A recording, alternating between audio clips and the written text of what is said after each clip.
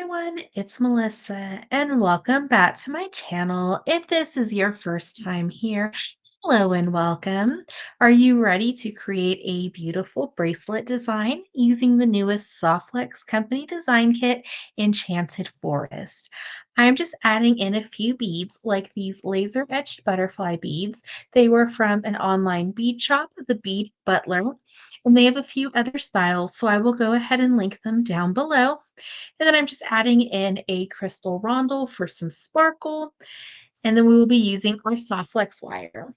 Lapis came in the kit, but I'm going to be using purple amethyst. I just think it blends so well together with the beads. And we have some exclusive beads from the Czech glass mix that was in the design kit. And then as well as these beads were from the Jesse James bead mix. And these were from a previous kit. I believe it was a rainbow kit. And if they're still available online, I will link them down below, as well as this current kit if it is still available and any upcoming Softflex design kits. And then we have these beads here that I've already put on some head pins, a simple loop to add to our charm bracelet, and these were included in the Jesse James bead mix. You will just need some 2x2s and of course some jump rings to make our little embellishments. And before we start creating, don't forget to hit that subscribe button. It'll help my little channel grow.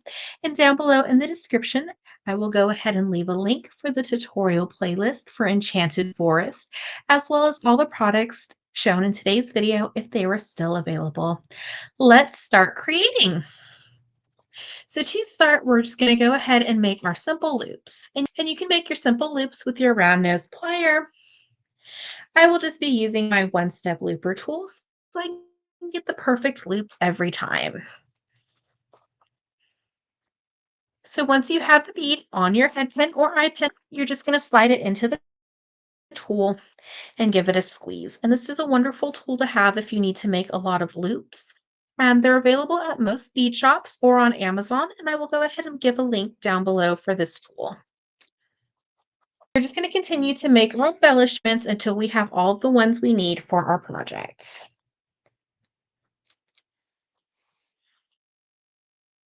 Once we have all the little embellishments made, I just like to take my round nose pliers and make sure that the loop is completely closed. You don't want to lose your little embellishments. We have all our little embellishments made. We're just going to bring in our jump rings.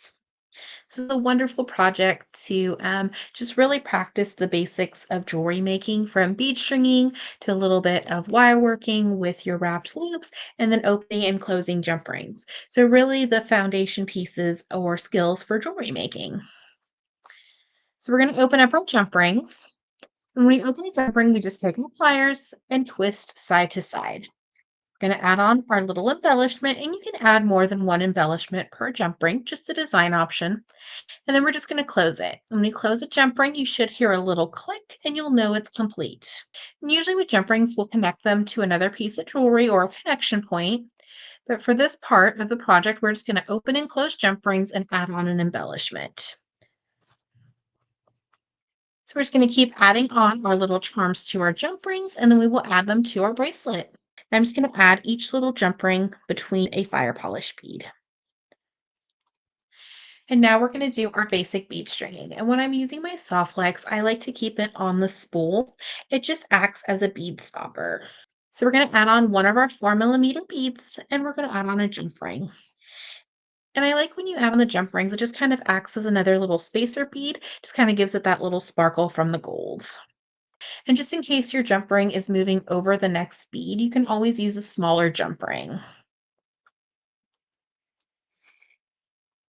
Then we're going to add on our next little charm. And then one of our little frosted beads and our rondel for sparkle. And our beautiful laser etched butterfly. This kind of reminds me of the TGBE kit or Great Bead Extravaganza kit, where they had the French garden. This was like little butterflies fluttering around in the garden. And we're just going to keep adding on our charms. So this is just a fun alternative way to add some charms to some soft flex wire without having to do your traditional charm bracelet of some chain. So we're just going to keep adding on the beads. So now we're going to go ahead and add on a clasp, and I'm using the lobster claw that came in the kit.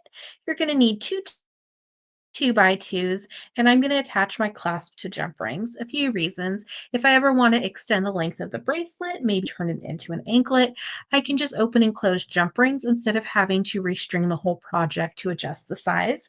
Also, if I wanted to switch out the clasp, it's just opening and closing jump rings. So you could switch it out for a toggle without having to restring it. So we're still going to keep our project on the spool. We're just going to add a 2 by 2 like it was a bead to the wire. And then we're just going to pass it back through our 2 by 2. And this is going to make a little connection point. Now it's up to you how big or small you would like it to be. And you could attach your clasp directly to this little connection point. I just like to connect it to jump rings in case I want to make any adjustments in the future or make this into an anklet. Instead of having to restring it, you could just open and close a jump ring. So we're going to bring in our plier and we're just going to squeeze down our 2 by 2. Once you squeeze, it's going to flatten it and keep everything nice and secure. My pliers and rotate and squish again. This is going to round it and give it a more professional finish. I have a little bit of soft flex, and depending on the bead, sometimes you can just tuck that under your next bead so you don't have to trim your soft flex. Still on the spool, we're just going to slide all of our beads down. You see our cute little charm bracelet. Then I'm just going to cut a good workable length from my spool. And then any leftover soft flex you may have, be sure to save it. You can always use it for a future project.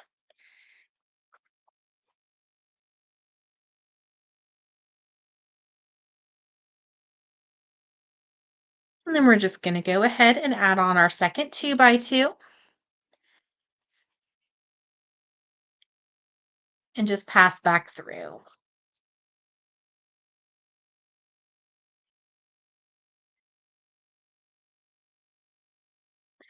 And then you just want to make sure that both of your connection points are fairly the same size. They don't have to be perfect. You would just like them similar.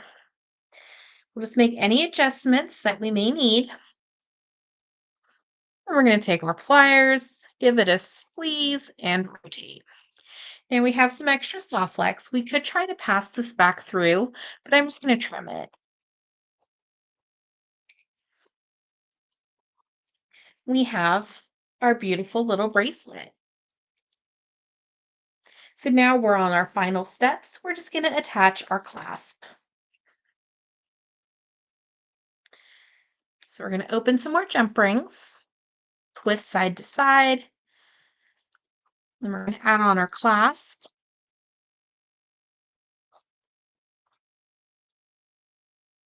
And as a design option, you can attach your lobster claw directly to the little connection point of soft flex on the other side. I just like to add another jump ring just so it has two metal ends. And we have our beautiful charm bracelet on soft flex wire. And this is using the newest Softflex Company design kit, Enchanted Forest, and then just a couple beads from my collection in online bead shops. Thank you so much for watching today's video. I hope you enjoyed. Don't forget to hit that subscribe button. It'll help my little channel grow.